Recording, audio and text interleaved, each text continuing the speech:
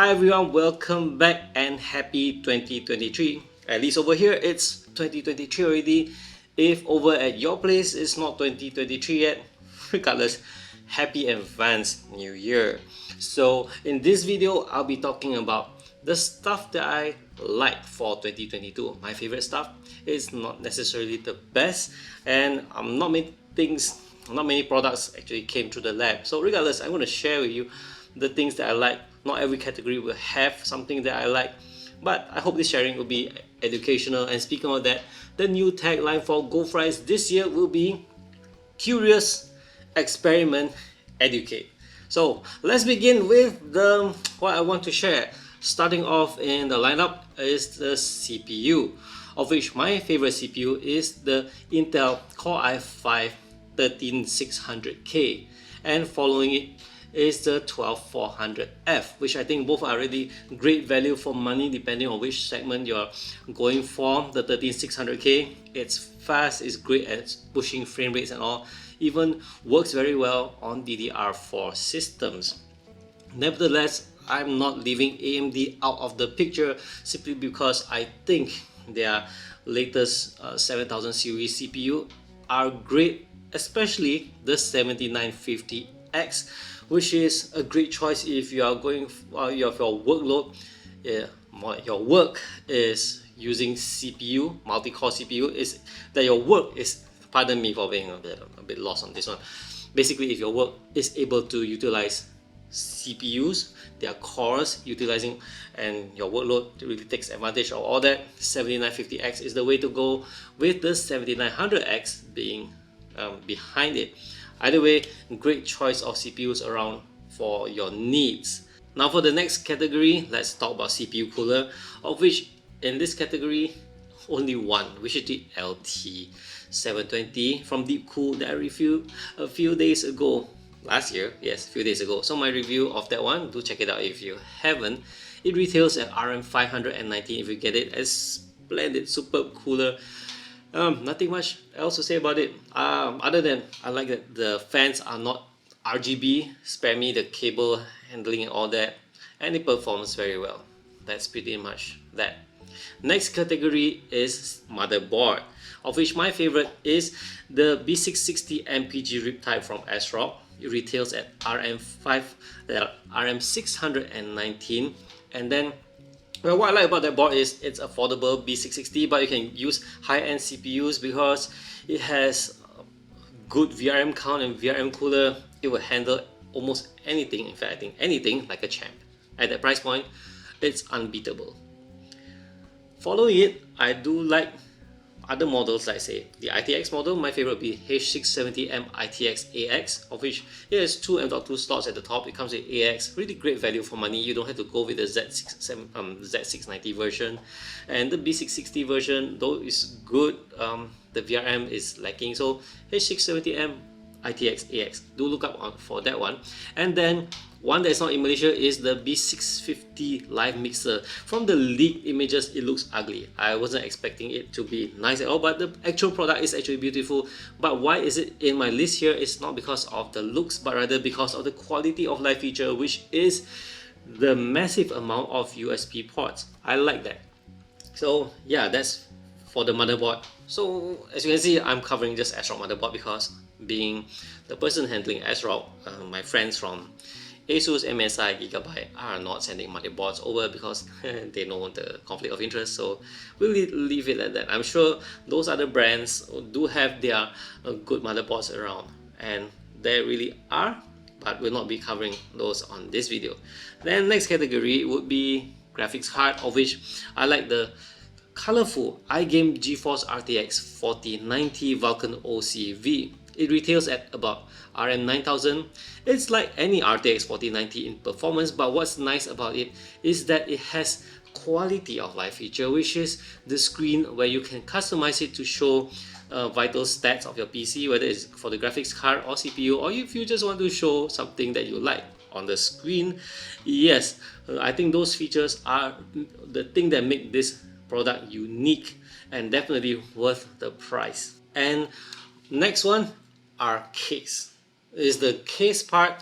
Not many around this in my what I can think of, my favorite is actually the one that I'm using, which is the Geek Case M5.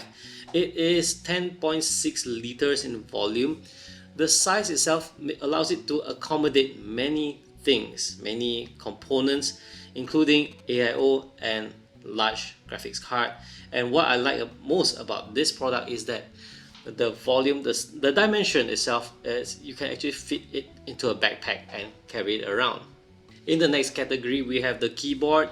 My favorite would be the Cherry G80 3000S, of which I just published a review yesterday. It is an affordable keyboard, TKL, no RGB, no nonsense, affordable, which is all I can say about that keyboard. Nice stuff from Cherry. And then next is the mouse, of which my favorite is the Cooler Master MM731. The MM731 is a lightweight mouse, wireless, and it works fantastic in my games. So yes, it's in my list. Oh yeah, and the price, RM169 last I saw. Again, review published 2 days ago, last year. You can see the footages and everything there.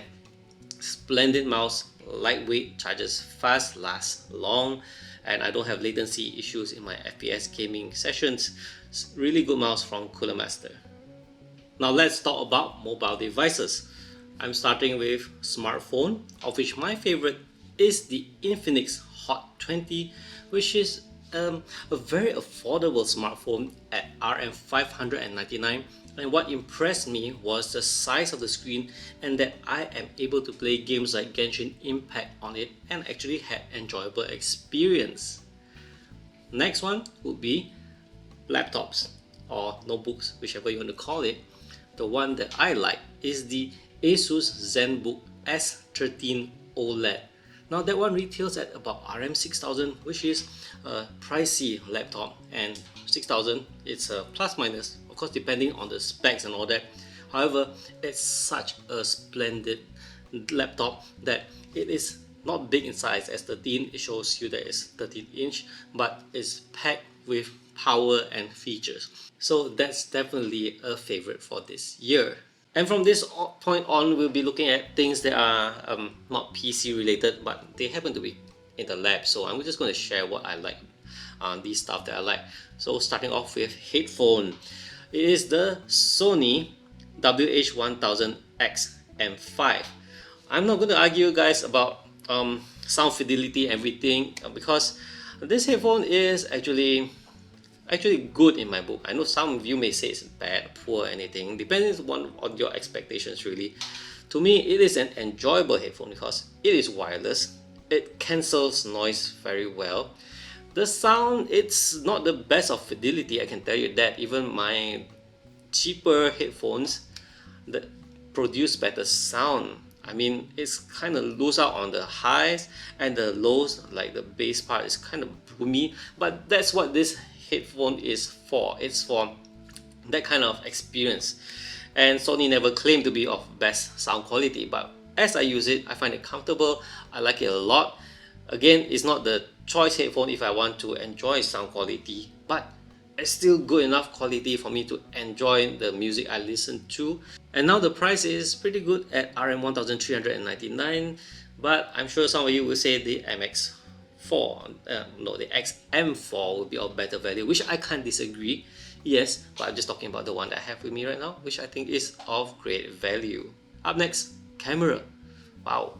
Alright, so if you see my video where I covered Comic Fiesta, I was using the Canon EOS R10, and I'm actually impressed by the performance.